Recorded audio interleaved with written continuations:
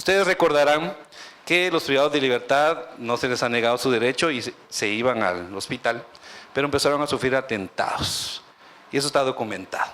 Entonces, la Cámara hizo esta circular 3-2018, que los jueces debemos de llevar y regir. Es decir, en primer lugar, se le faculta a el director del centro carcelario para que instruya al médico para que lo evalúe. Nosotros no somos técnicos, somos abogados. Entonces, en primer paso es, aquí está el doctor, lo ha manifestado, se tiene que evaluar ahí primero. Posteriormente, debe de constituirse un perito del INASIF para que confirme y nos indique, en primer lugar, qué padece y cuál es el tratamiento. Hay tratamiento ambulatorio y hay tratamiento necesario en los hospitales. Y además también debemos correr la audiencia a la Fiscalía del Ministerio Público. Entonces, ese en sí es el trámite que está contenido en la circular 3-2018 y en ese nos regimos. ¿Podemos pasar a la otra página de la circular? Abajo ustedes decían, bueno, salvo en casos de emergencia, pero lo dejaremos de esa manera para rotularlo. Salvo en casos de emergencia, eso a ver si están poniendo atención, ¿verdad? Entonces, correctamente. Salvo en casos de emergencia, pues efectivamente el propio director del sistema penitenciario está facultado para que sin orden de juez competente traslade a los privados de libertad a los centros de hospitales nacionales. Y solo nos tiene que informar. Yo cuando emito auto de procesamiento digo las siguientes palabras. Usted queda ligado a proceso penal. Tiene los derechos y garantías que le otorga la Convención Interamericana, la Constitución Política de la República, el Código Procesal Penal. ¿Por qué razón? Ellos, los privados de libertad, solo tienen un derecho restringido, que es la libertad. De ahí, todos los derechos los tiene garantizados. Y uno de los importantes es la salud. Pero en este caso, el tema es la tuberculosis. Pero como parte general, ¿cuál es el procedimiento? Pues el sistema nos envía los carnets de citas, voy a hablar de enfermedades generales, donde está debidamente programado. Uno analiza, pero también hay que perfilar al privado de libertad, no es nada más de enviar. Pero únicamente, por supuesto, lo autorizamos con las medidas de seguridad y se cumple el objetivo, garantizar la salud del privado de libertad o privada de libertad. En segundo término, pues en estos casos concretos, yo le denomino buenas prácticas. Tenemos conocimiento por lo regular, primero por los familiares de los privados de libertad, que son los más interesados en resguardar su salud. Segundo, por la defensa pública penal, que vela por los derechos y garantías de sus patrocinados o patrocinadas. Tercero, por el sistema penitenciario. Por último, la Fiscalía del Ministerio Público. Pero yo traigo un caso concreto. Es el expediente 1069-2017-546. El día 2 de agosto del año 2018, que coincide con los diagnósticos que se hicieron en ese año, un día antes, el 2 de agosto, llega la defensa pública penal muy preocupada y me manifiesta, señor juez, el privado de libertad, Gabriel Estuardo Shashkol-Pop, tiene tuberculosis. No esperé formar artículo ni resolución, sino que inmediatamente mandé al médico del INASIF, ya no al director, al doctor, perdón, del sistema, por el sentido común. Es una enfermedad pandémica altamente contagiosa. El doctor dice que no, yo así lo considero, pero él es el experto en la materia. Y posteriormente de eso, teniendo el informe del plazo de 24 horas, usted puede ponerme el oficio de 24 horas, por favor. Teniendo el conocimiento, se ordena el traslado inmediato al Hospital Roosevelt. Y posteriormente de eso se ordena el tratamiento que establece, ¿lo podría ampliar? Un poquito.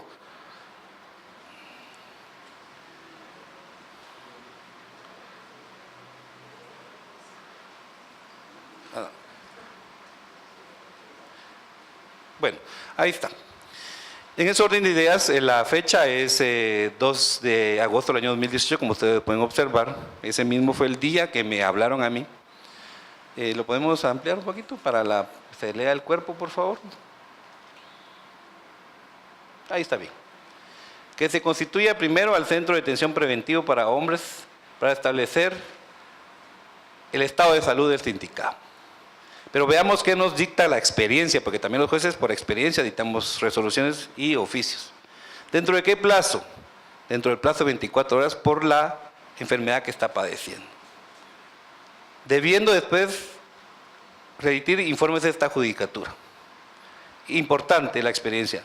Haciendo el conocimiento a los médicos designados que si por algún motivo no pudieran realizar el examen designado, deberán nuevamente presentarse a dicho lugar cuantas veces sea necesario hasta cumplir con lo ordenado. De no hacerlo dará motivo para actuar de conformidad con la ley. ¿Por qué? Porque lo que manifiesta el doctor, no se encuentra un nuevo oficio.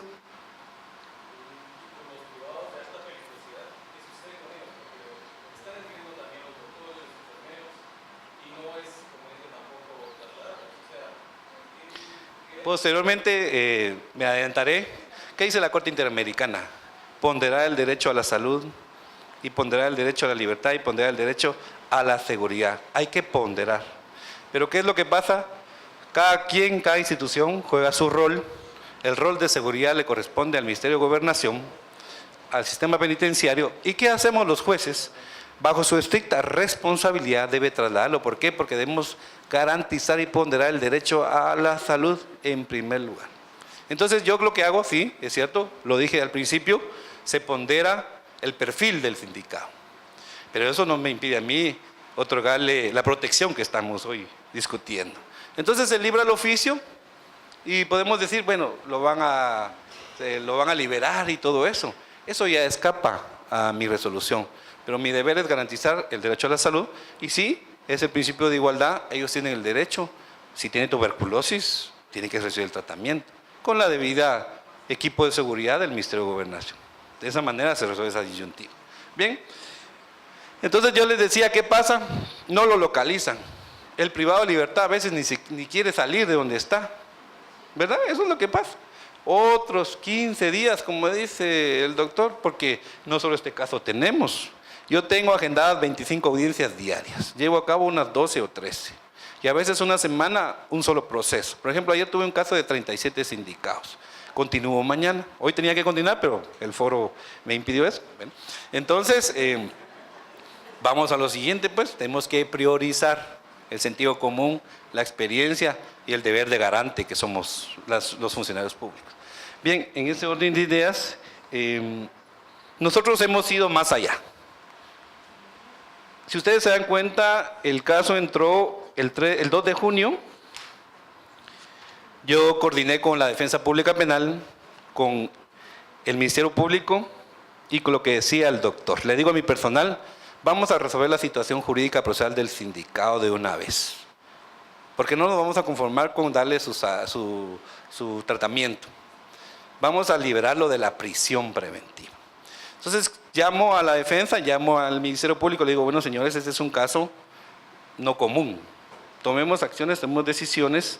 Hay otra circular de la Cámara Penal, en este caso hemos visto la 3-2018, es la P10-2019, si la podemos proyectar, donde nos faculta a los jueces a utilizar mecanismos desjudicializadores.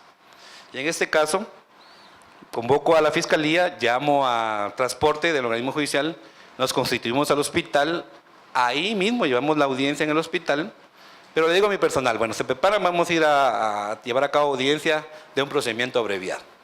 El personal no quería ir, tenía miedo que se contagiara, ¿verdad? Y es cierto. Y les voy a decir por qué. Zulma Andrino, juez de paz, fue a practicar adquisición personal y resultó contagiada de tuberculosis. Entonces, la gente tiene miedo. Y el organismo judicial, pues, solo le pagó 2 meses de ICSI y los otros meses de tratamiento lo tuvo que hacer ella. Entonces le digo al personal, no, vámonos con las mascarillas, por eso me recordé de eso. Pusimos las mascarillas, llegamos al área restringida del Hospital Roosevelt, con un audio improvisado, con el teléfono de esa hora posible, llevamos a cabo la audiencia. Y el día 16 de agosto del año 2018 se emitió la sentencia.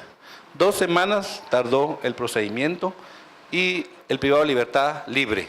¿Por qué? Para que recibiera, porque la Corte Interamericana lo dice, no lo digo yo, las cárceles públicas no reúnen los requisitos mínimos de salubridad, de higiene y hay un hacinamiento total. No es culpa del doctor, por supuesto, es culpa del sistema.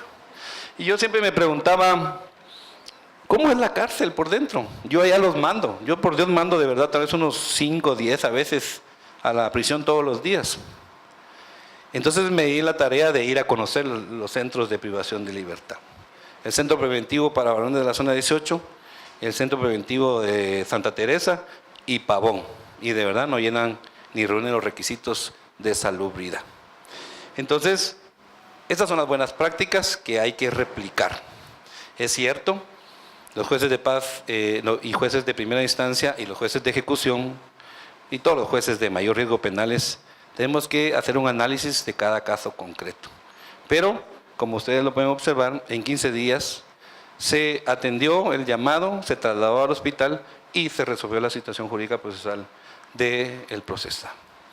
Entonces dependemos también de la denuncia de la PDH, del Instituto de la Defensa Pública Penal y del propio sistema penitenciario para nosotros poder utilizar ese poder coercitivo que el Estado nos ha dado. De esa manera, pasamos a las diapositivas de la Corte Interamericana, por favor. Les quiero manifestar que esta es la sentencia de Chinchilla Sandoval versus Guatemala, 29 de febrero del año 2018. Ay, su lapicito.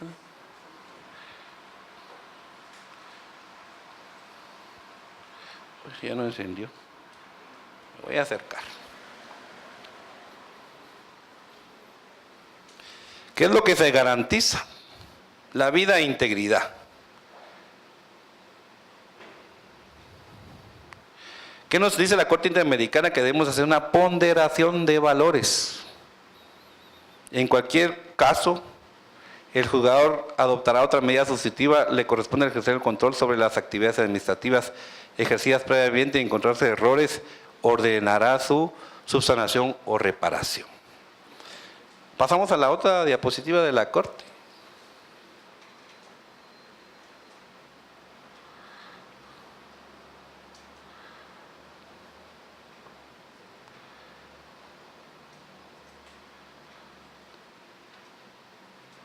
Lo relevante, ¿verdad?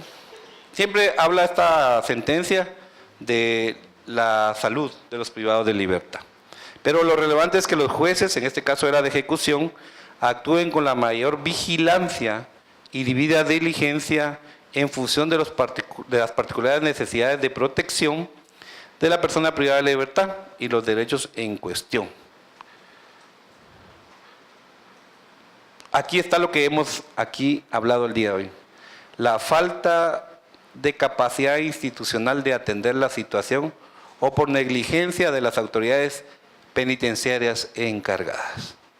¿Verdad? Eso es lo que dice la Corte Interamericana.